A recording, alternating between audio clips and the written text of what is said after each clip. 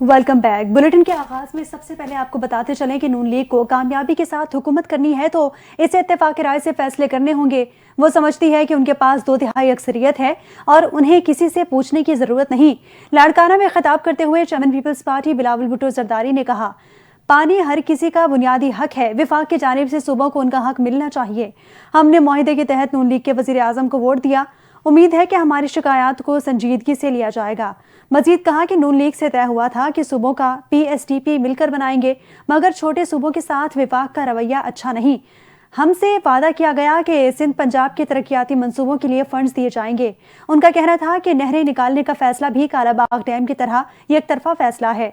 इसके खिलाफ एहतजाज का आगाज सिंध से नहीं KPK से हुआ था।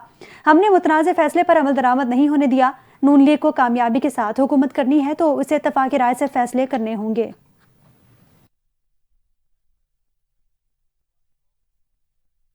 एहतजाज करना हमारा आईनी हक है। हर मसले का हल मुज़ाकरात में है। मुज़ाकरात में बानी PTI अपने लिए कोई रिलीफ नहीं ढूंढ रहे, वो उसूली मौक़िफ़ और अवाम के लिए जेल में है। प्रेस कॉन्फ्रेंस करते हुए opposition leader senate Shibli Faraz ने कहा कि हम किसी भी पुरतशद्दुद कार्रवाइयों के हामी नहीं, लेकिन हम फाशिज्म के भी मुखालिफ हैं। ये मुल्क आइन की बुनियाद पर चलना चाहिए, लेकिन यहाँ पिक एंड चूज होता है। शिबली फराज ने कहा, मुज़ाकरात में ऐसा तासुर रद्द करते हैं, जो भी मुज़ाकरात होंगे वो बानी चेयरमैन की उसूली मौक़िफ़ के दायरे कार में होंगे। उन्होंने कहा, PTI कहती रही है कि हमारी सियासत का मरकज़ कानून की हुक्मरानी है। हमारी जिद्दोजहद इसी दायरे में रहते हुए होगी। हम पुरअमन सियासी जमात हैं। हम अदालतों से तवक्को रखते हैं कि हमें अदालतों से ही इंसाफ मिले। PTI के मरकजी रहनुमा असद कैसर ने कहा कि मुल्क की सबसे बड़ी सियासी जमात को दीवार से लगाया जा रहा है। तमाम मामला बातचीत से हल किए जाएं। उन्होंने कहा, किसी भी मुल्क को हमारे मामलात में मुदाखलत का कोई हक नहीं है। अफगानिस्तान के हवाले से तमाम सियासी जमातों की मुशावरत से एक नई पॉलिसी बनाई जाए।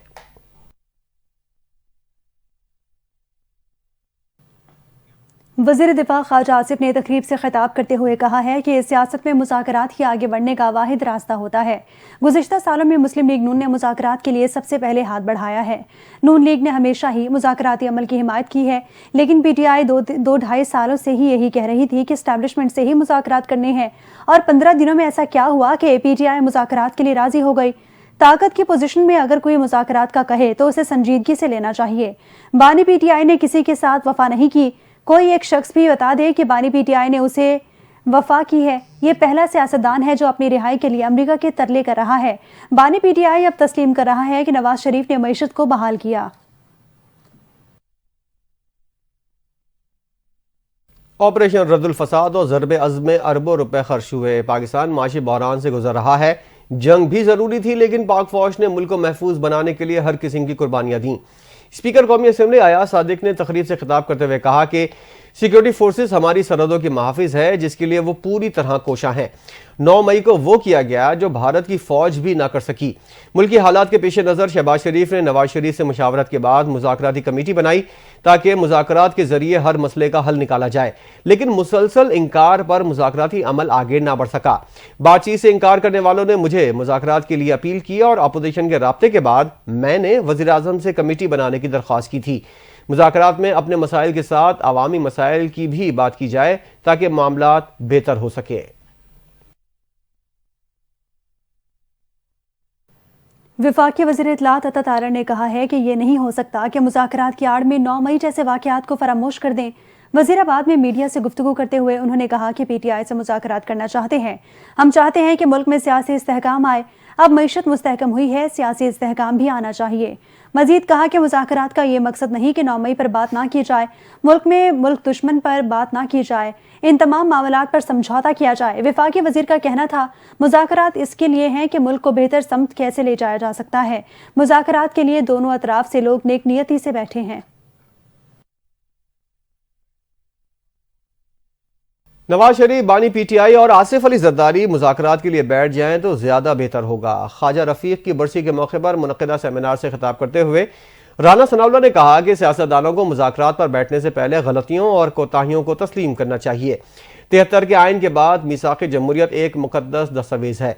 मीसाक़ जमहूरियत से पहले नून लीग और पीपल्स पार्टी ने अपनी गलतियों का एतराफ़ किया। उन्होंने कहा जा रहा है PTI के खिलाफ झूठे मुकदमे बनवाए गए। मुकदमात तो हमारे भी झूठे थे। अगर अपना आज का सच मनवाना है तो हमारा कल का सच भी तस्लीम करो, कम से कम इज़हार अफसोस ही कर दो। नून लीग रहनुमा का कहना था 40 साल सियासत बहरान का निचोड़ यह है कि सर जोड़कर बैठे बगैर बहरान से नहीं निकला जा सकता। मुज़ाकराती कमेटियों के अरकान सिर्फ अदाकार हैं, असल प्रोड्यूसर ख्वाजा साद रफीक हैं।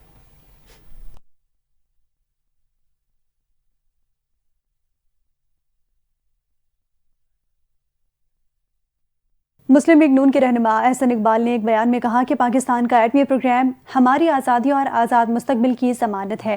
पाकिस्तान एक खुद मुख्तार मुल्क है जो अपने फैसले रियासत और आवाम के मफाद में करता है। एहसन इकबाल ने PTI से मुज़ाकरात के हवाले से बातचीत करते हुए कहा, मुज़ाकरात आइन और कानून के दायरे में होने चाहिए और इन मुज़ाकरात को कमज़ोरी ना समझा जाए। मजीद वाज़ेह किया उन्होंने कि फ़ौज और दीगर इदारों पर हमला आवरों को माफ़ करना दहशत गर्दों को माफ़ करने के मुतरादिफ है। उन्होंने मिसाल देते हुए कहा कि क्या अमेरिका में फौजी छावनी या पेंटागन पर हमला करने वालों को माफ़ी मिल जाती है। मजीद कहना था कि 21वीं सदी में जत्थे की सियासत की गुंजाइश नहीं है। एहसन इकबाल ने कहा, अगर 8 फरवरी के इलेक्शन पर कोई एतराज़ था तो हल्फ ना लिया जाता। उनका कहना था कि मुल्क में सियासी इस्तेहकाम और तसलसल बहुत ज़रूरी है ताकि पाकिस्तान तरक्की की राहों पर गामजन हो सके। साबिक वफाकी वजीर ख्वाजा साद रफीक का कहना है, मुल्क आपस की धींगा मुश्ती में घिरा हुआ है। अगर यही हालात रहे तो बहुत से लोग गैर मुतल्लिका हो जाएंगे, जबकि पाकिस्तान रिमोट कंट्रोल जमहूरियत से आगे नहीं बढ़ सकता। ताहम ये नहीं हो सकता सिर्फ सियासतदान ही रगड़ा खाएं। लाहौर में अपने वालिद मोहम्मद रफ़ीक की बरसी के हवाले से मुनक़िदा तकरीर से खिताब करते हुए ख्वाजा साद रफ़ीक का कहना था कि ताजरों के नाम पर एक एक्शन कमेटी बनाकर लोग निकलते हैं और रियासत घुटने टेक देती है, तो फिर इस पर सवालिया निशान तो होंगे, क्योंकि इस तरह लोग जत्थे बनाकर निकलेंगे तो किस किस की बात मानेंगे। उनका कहना था, हमने जब कहा था कि ये काम ना हो, हमने मशवरा दिया था, लेकिन कोई हमारी सुने तो सही। आप कब तक ड्राइंग रूम में बैठकर आहोजारी करेंगे? हमें बात करनी पड़ेगी, लेकिन कौन बात करेगा? फितनतुल ख़ारिज की अफ़गान तालिबान की चेक पोस्टों का इस्तेमाल करके पाकिस्तान में दरअंदाजी की कोशिश। सिक्योरिटी फोर्सेस ने फितनतुल ख़ारिज की कोशिश को नाकाम बना दिया।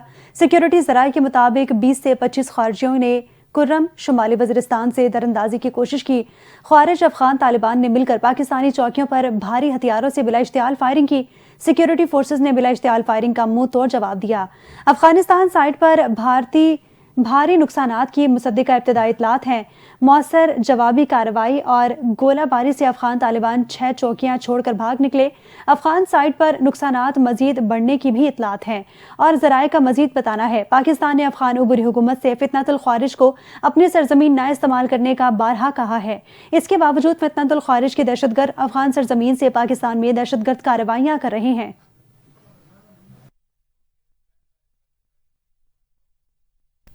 खबर यह है कि गवर्नर सिंध कामरान टिसोरी की जानिब से पाराचनार के अवाम के लिए पूरे 2 करोड़ मालियत की इमदादी अशिया रवाना कर दी गई हैं। गवर्नर सिंध की जानिब से इमदादी सामान एक फलाही इदारे के सरबराह हेलीकॉप्टर में लेकर पाराचनार रवाना हुए। इमदादी सामान में पाराचनार के लिए अद्वियात, सर्जिकल आइटम्स और बच्चों के लिए दूध समेत दीगर अशिया शामिल हैं। इसके अलावा राशन बैग्स और दीगर ज़रूरी अशिया भी पाराचनार के अवाम के लिए कराची से रवाना कर दी गई हैं।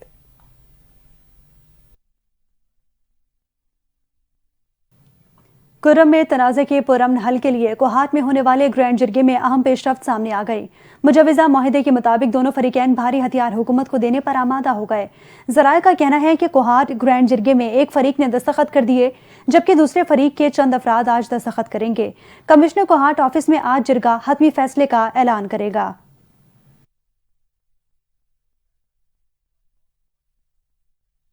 कराची के 13 मकामात पर मजहबी जमात के पाराचनार वाक़े के खिलाफ धरने जारी हैं। एहतजाज की वजह से सड़कें ट्रैफिक के लिए बंद हैं। शहरियों को शदीद मुश्किलात का सामना करना पड़ रहा है। गुलिस्तान जौहर कामरान चौरंगी पर मजहबी जमात का धरना जारी है। ट्रैफिक को मौसमियात से यूनिवर्सिटी रोड की तरफ भेजा जा रहा है। सुरजानी शम्सुद्दीन अजीमी रोड, नवाब सादिक खान रोड, नाजाबाद नंबर 1 पर भी धरना जारी है। ट्रैफिक पुलिस के मुताबिक नाजाबाद 2 नंबर जाने वाली ट्रैफिक को लसबेला से 3 हट्टी भेजा जा रहा है।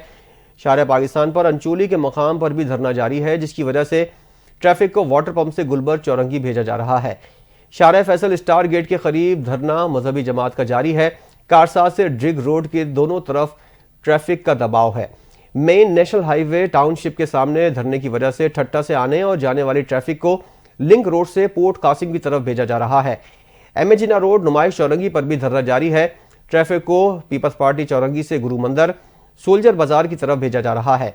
नेशनल हाईवे मलिर 15 पर धरना ट्रैफिक को मलिर हाल्ट से मॉडल कॉलोनी और मंजिल पंप से यूनुस चौरंगी तक भेजा जा रहा है।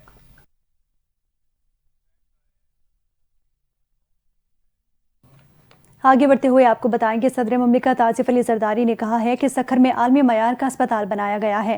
हैदराबाद में अस्पताल की तामीर के लिए मैंने अपनी ज़ाती ज़मीन वक्फ की है, वहां भी डॉक्टर आसिम से अस्पताल बनवाएंगे। सूबा सिंध के शहर सखर में doctor Ziauddin hospital university campus की इफ्तिताही तकरीब से खिताब करते हुए कहा, डॉक्टर आसिम को जिस कीमत की दरख्वास्त की है उन्होंने उससे सस्ती कीमत में हमें ज़मीन दी। अस्पताल कायम करने की कोशिशों पर उन्हें खराज तहसीन पेश करता हूँ। मजीद कहा कि यूनिवर्सिटी बनाने का खर्चा सिंध हुकूमत अदा करेगी। डॉक्टर आसिम के ख़ानदान के सेहत के शोबे में शानदार खिदमात हैं। हैदराबाद में अस्पताल की तामीर के लिए मैंने अपनी ज़ाती ज़मीन वक्फ की है, वहाँ भी उनसे अस्पताल बनवाएंगे।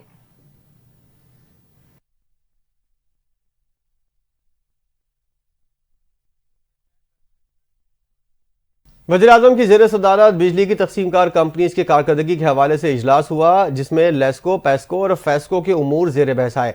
वज़ीर-ए-आज़म ने बिजली चोरी की रोकथाम के लिए ठोस इक़दाम करने की भी हिदायत की। वज़ीर-ए-आज़म शहबाज शरीफ ने कहा, ओवर बिलिंग किसी तौर पर काबिल कबूल नहीं, मुलविस अफरान के खिलाफ सख्त कार्रवाई की जाए। स्मार्ट मीटर की तनसीब का काम जल्द मुकम्मल किया जाए ताकि बिलिंग के निज़ाम में शफाफियत लाई जा सके। वज़ीर-ए-आज़म ने बिजली तक़सीमकार कंपनीज के चीफ एग्जीक्यूटिव की तैनाती के अमल में सुस्त रवैये पर तशवीश का इज़हार किया। वज़ीर-ए-आज़म शहबाज शरीफ ने हिदायत की कि शफाफ अमल के जरिए तक़सीमकार कंपनीज के CEOs की तैनाती जल्द मुकम्मल की जाए। बिजली तक़सीमकार कंपनीज में अफरादी क़ुव्वत की भर्ती मेरिट के जरिए की जाए। वज़ीर-ए-आज़म शहबाज शरीफ ने कहा कि भर्तियों के अमल में शफाफियत पर कोई कोताही बर्दाश्त नहीं की जाएगी। नेपरा के दिए गए टारगेट के हुसूल के लिए तमाम वसाइल बरूए कार लाए जाएं।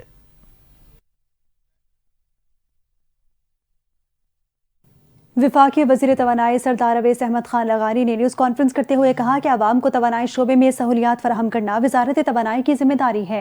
गुज़िश्ता दिनों हमारे खिलाफ बदतरीन सियासी मुहिम चलाई गई। बानी PTI की इमा पर हमारे खिलाफ सोशल मीडिया पर मुहिम जोई की जा रही है। वजारत तवानाई गुज़िश्ता 9 माह की कारकर्दगी आवाम के सामने रख रही है। जून से अब तक बिजली की फी यूनिट की कीमतों में नुमाया कमी हुई है। अवैस लगानी ने मजीद कहा, सनतों को वजारत तवानाई तरजीही बुनियादों पर सहूलियात दे रही है। तवानाई के शोबे में इस्लाहात का काम तेजी से जारी है ताकि आवाम को महंगी बिजली के बहरान से निकाला जा सके और बेहतरीन समरा दिए जाए। बिजली की खरीदो फरोख्त के लिए कंपनी का क़याम अमल लाया गया है। पाकिस्तान के आवाम के सामने जवाबदेह हैं। अगले 4 साल में आवाम को महंगी बिजली की मुश्किलात से निकलना है।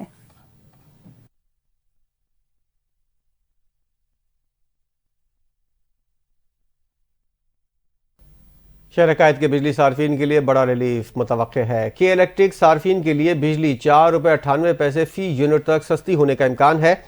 के इलेक्ट्रिक की जानिब से कीमत में कमी करने से मुतालिक दरख्वास्त नेपरा में जमा करवा दी गई है। दरख्वास्त माह नवंबर के फ्यूल चार्जेस एडजस्टमेंट की मद में दायर की गई है। दरख्वास्त मंजूर होने की सूरत में सार्फिन को 7 अरब 17 करोड़ रुपए से जायद का रिलीफ मिलेगा। नेपरा अथॉरिटी के इलेक्ट्रिक की दरख्वास्त पर 15 जनवरी को समाअत करेगी।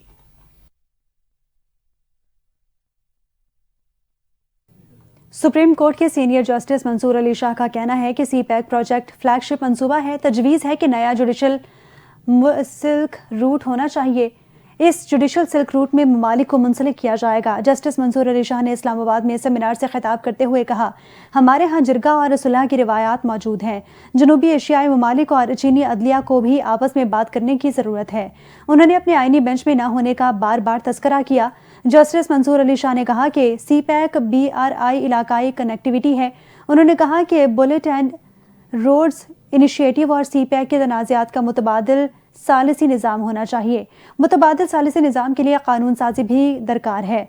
पाकिस्तान के 138 अजला में ADR का निज़ाम कायम हो। मजीद कहा कि हमारे निज़ाम इंसाफ में CPEC से मुतालिक कमर्शियल कोर्ट्स होनी चाहिए। साउथ एशियन ममालिक और चाइना अदलिया को भी आपस में बात करने की ज़रूरत है। हमें और साउथ एशिया की अदलिया को मुतबादिल सालिसी के निज़ाम पर सीखने की ज़रूरत है।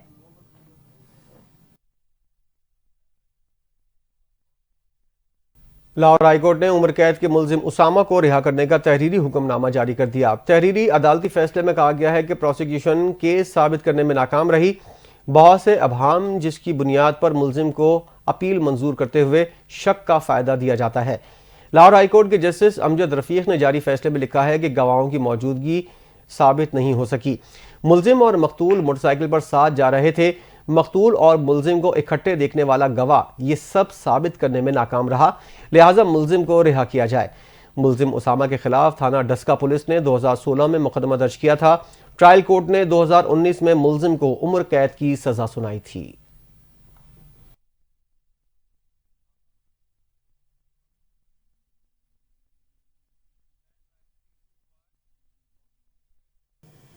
लाहौर हाई कोर्ट ने मुसलमान की जायदाद से गैर मुस्लिम को हिस्सा देने के कानूनी नुक्ते पर फैसला सुना दिया। मुस्लिम की जायदाद में किसी से गैर मुस्लिम को हिस्सा नहीं दिया जा सकता। जस्टिस इकबाल चौधरी ने मातहत अदालत के फैसले के खिलाफ अपील पर फैसला दिया। लाहौर हाई कोर्ट ने मातहत अदालत का फैसला बरकरार रखते हुए अपील मुस्तरद कर दी।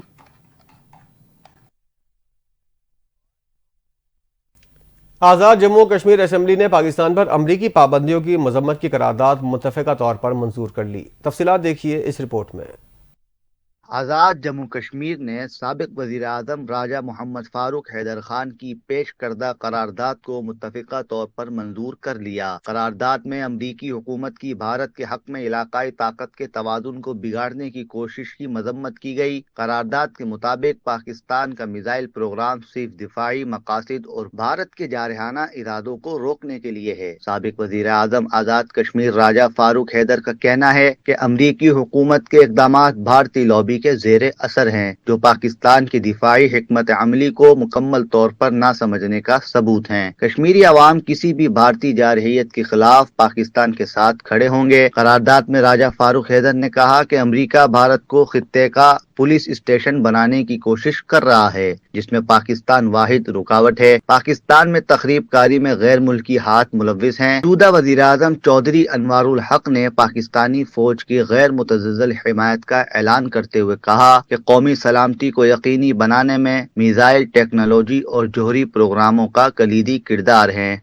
मजबूत दिफाई निज़ाम के बगैर ममालिक तबाहकुन नताइज का सामना करते हैं, जिनमें लीबिया, शाम, लबनान और गजा की मिसालें शामिल हैं। उनका कहना है कि कौमी सलामती कोई मुतनाज़ मौजू नहीं, इसकी अहमियत पर समझौता नहीं किया जा सकता। मिसाइल टेक्नोलॉजी और जोहरी ताकत की अहमियत से कोई सियासी क़यादत इनकार नहीं कर सकती। कश्मीरी रहनुमाओं ने मजीद कहा कि पाकिस्तान को अपनी जिंदगी, माल, इज्जत और वकार का दिफा करना चाहिए। करारदाद की मंजूरी गैर मुल्की मुदाखलत और जारहियत के खिलाफ आज़ाद जम्मू कश्मीर असम्बली के मुत्तहिद मौक़िफ़ को जाहिर करती है। साथ ही पाकिस्तान की दिफाई सलाहियतों, खास तौर पर मिसाइल प्रोग्राम की इलाकाई इस्तेहकाम और सलामती को बरकरार रखने में अहमियत को भी उजागर करती है। पाकिस्तान और सऊदी अरब के दरमियान मजहबी उमूर से मुतालिक ताउन के MOUs पर दस्तखत हो गए। वजारत मजहबी उमूर के अंडर सेक्रेटरी जुल्फ़िकार हैदर और सऊदी हम मनसब अवाद बिन सुब्ती ने दस्तखत किए। इस मौके पर सऊदी वजारत इस्लामी उमूर के वजीर डॉक्टर अब्दुल लतीफ़ अल शेख भी मौजूद थे। MOUs में दोनों ममालिक के दरमियान कुरान पाक की इशाअत, तर्जुमे, मुबल्लिगीन और इमामों की तरबियत और मसाजिद की तामीर में ताउन शामिल है। वफाकी वज़ीर इंजीनियर अमीर मकाम ने कहा है कश्मीर एक जन्नत नज़ीर वादी है। कश्मीरी हक के खुद इरादियत के लिए बेपनाह कुर्बानियाँ दे रहे हैं।